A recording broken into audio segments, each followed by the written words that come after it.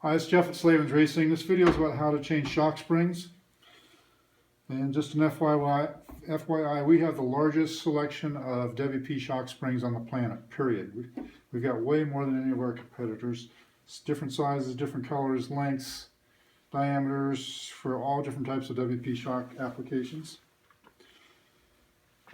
And for a guy at home that wants to change his own spring, it's actually pretty easy. So the first thing I like to do is to stabilize it by putting it in a vise. You don't really have to do that. You can do it on just laying on the bench or on the floor even.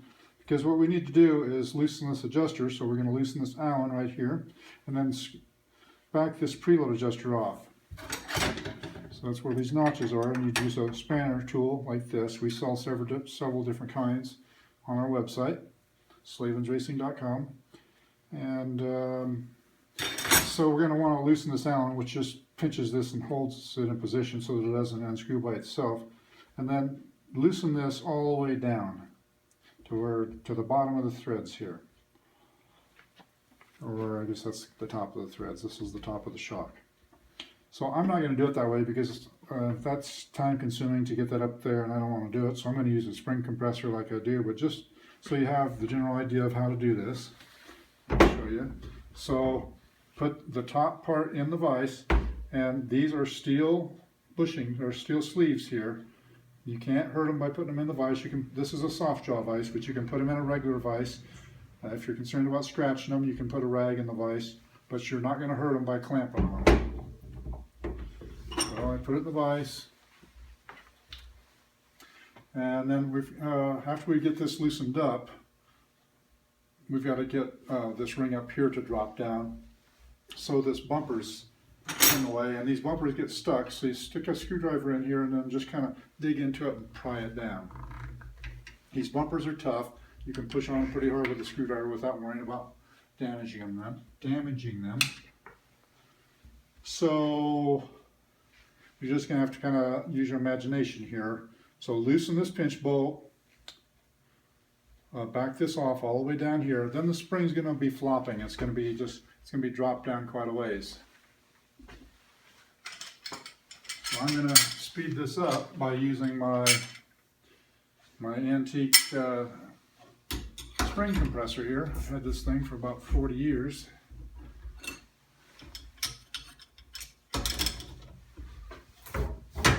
And I'm just going to kink the spring over to the side so it'll stay there by itself. And then this top ring here, you just can push it down. Now, if you've been riding your bike in the mud and stuff, it's probably going to be stuck. And you should just take a rubber mallet and tap around until it drops down. Don't get too aggressive with it because it is aluminum, you can break it. But just tap it around until it drops down. And then we've got the circlip here. So it's a wire circlip, and it does not require a special tool. You can just stick your thumb in there and pull it right up. It comes right off. It's very easy. Now I'm going to hop the spring over to the side.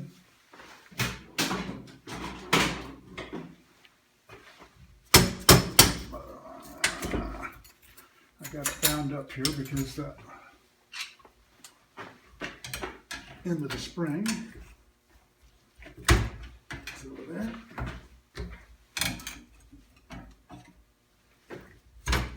Okay.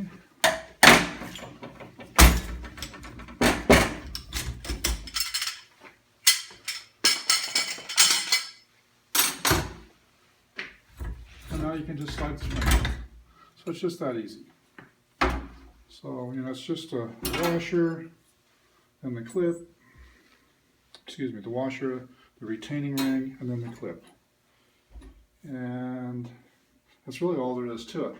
Now, one thing guys get confused on all the time when I'm talking to people on the phone is preload, because you're better off putting some preload on the spring before you put the shock back in the bike.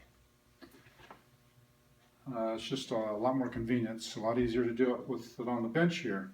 So what is preload? Well, preload is how much you compress or preload the spring. So this spring is a 250 length spring. It says right here, 72 is the rate, 250 is the length. So I'm going to check it here. It's actually 250 and about a half a millimeter. And the springs that we sell for this shock are 260 millimeter length. So this adjuster will be down a little bit further. It gives you more adjustability because you're going this way to put preload on them. And so sometimes guys run out of the threads here. So anyhow, you measure that spring. So this one's a 250 millimeter length. And look at your owner's manual. It will tell you what the preload should be. It's always in the 8 to 10 millimeter range. So we'll say it's 10. You got a 250 millimeter spring, so you want to compress it till it's 240 millimeters long. So you just get out your tape and you tighten this adjuster until the spring is 240. Then you put it on the bike, and 90% of the time, if you just leave it alone right there and go ride your bike, you'd have a pretty good bike. But guys always got to go through their sag measurements and all that stuff, which they usually get wrong, and I'm going to make another video on that. But if you just put the factory recommended preload on there and you have the correct spring rate, you're going to be really close. I prefer to do it that way and then just adjust the preload from there by feel, by how the bike is handling, whether it's steering slow or fast, and adjust accordingly. But anyhow, I'll cover that in another video. So to put this back together, this adjuster, you just have to imagine you doing it at home. It's going to be way down here. Drop the spring back on, and then you're going to put this washer on there, then the retainer, and then your circlip.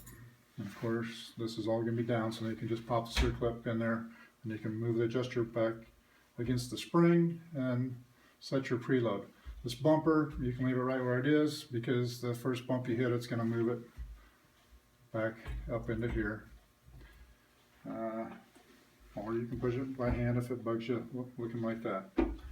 As far as the settings, guys always want to know what settings. Always start with the stock standard settings in the owner's manual and tune it from there, always. If you have a modified shock that somebody's revalved for you, then you should talk to that tuner and he should give you specs.